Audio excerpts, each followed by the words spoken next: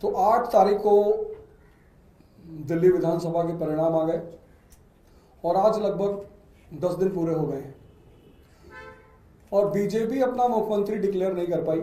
इसमें मुझे बस एक चीज लगती है कि नेता का जो सबसे बड़ा गुण होता है जिससे राष्ट्र और समाज का विकास होता है वो होता है उसका विजनरी होना, कि उसे दिखाई पड़ता हो कि क्या करने से समाज, परिवार, राष्ट्र आगे बढ़ेगा।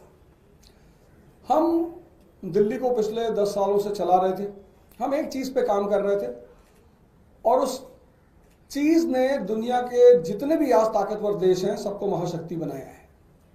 आप सबको पता ही होगा, वो चाहे यूनाइटेड स्टेट्स ऑफ अमेरिका हो 1787 में स्लम एरिया आज सुपर पावर, चाहे वो जर्मनी हो, चाहे वो जापान हो, चाहे आज चाइना हो, सब ने एक चीज पे काम किया है और उसका नाम है ह्यूमन रिसोर्स। नेचुरल रिसोर्स होने के बाद भी अगर ह्यूमन रिसोर्स स्ट्रांग नहीं होगा तो वो राष्ट्र कभी आगे नहीं बढ़ पाएगा, वो राष्ट्र कभी मजबूत नहीं हो पाएगा। और ये बात हमारे नेता अरविंद केजरीवाल जी को बिल्कुल स्पष्ट थी और इस ह्यूमन रिसोर्स के 2 सबसे स्ट्रांग पिलर है। पहला पिलर एजुकेशन और दूसरा पिलर हेल्थ। भारत जब महाशक्ति था, प्राचीन काल की अगर मैं बात करूं एंशिएंट पीरियड की, तो पूरी दुनिया के उस वक्त जो नॉन दुनिया थी उस दुनिया में लगभग सारे देशों के लोग भारत में पढ़ने के लिए इच्छुक थे। मैं बात कर रहा हूं नालंदा और तक्षशिला की, और मैं बात कर रहा हूं फाइहान और ह्यूएनसांग जैसे लोगों की जो चाइना से भारत पढ़ने के लिए आए। तो जब देश में शिक्षा उच्चतम स्तर पे थी तो देश महाशक्ति था। जब देश में चरक जैसे चिकित्सक थे, धन्वंतरी जैसे चिकित्सक थे तो देश महाशक्ति था। इसी का फॉर्मूला उसको पता ही नहीं चल पा रहा है कि यार करना क्या है।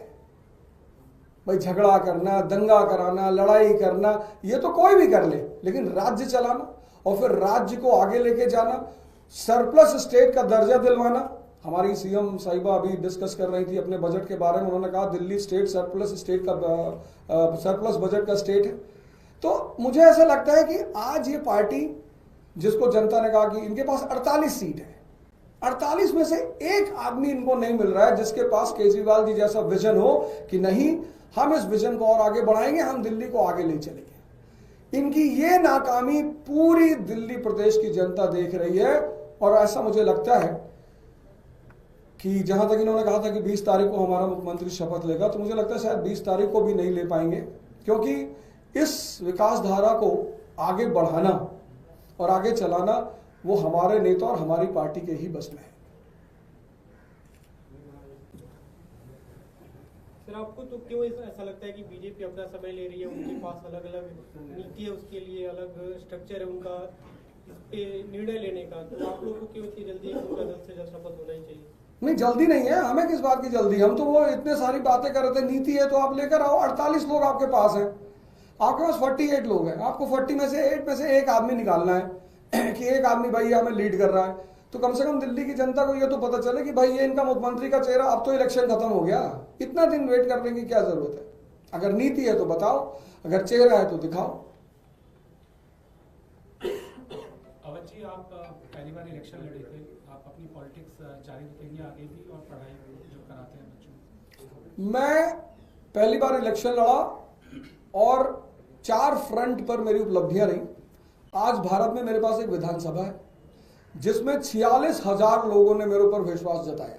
46,000 लोगों ने मेरे ऊपर विश्वास जताया। 500 कार्यकर्ता मेरे साथ जुड़े हुए हैं और सबसे बड़ी बात, जो कांग्रेस के हमारे उम्मीदवार थे वहां पे, जो एक बार विधायक रहे, 2 बार पार्षद रहे, उनकी जमानत जब्त हो गई।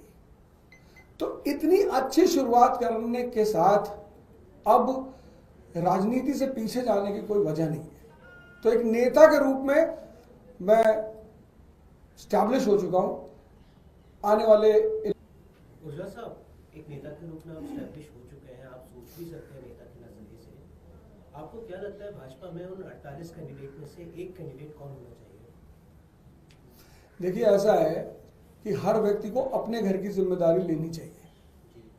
अगर वो मुझे बुलाएंगे, अपनी असमर्थता जताएंगे कि मिस्टर ओझा हम नहीं चुन पा रहे, तो आपके चैनल के माध्यम से मैं प्रस्ताव रखना चाहता हूं कि अगर वो ऐसी किसी दिक्कत में है तो मैं अपनी सेवाएं देने को तैयार हूं।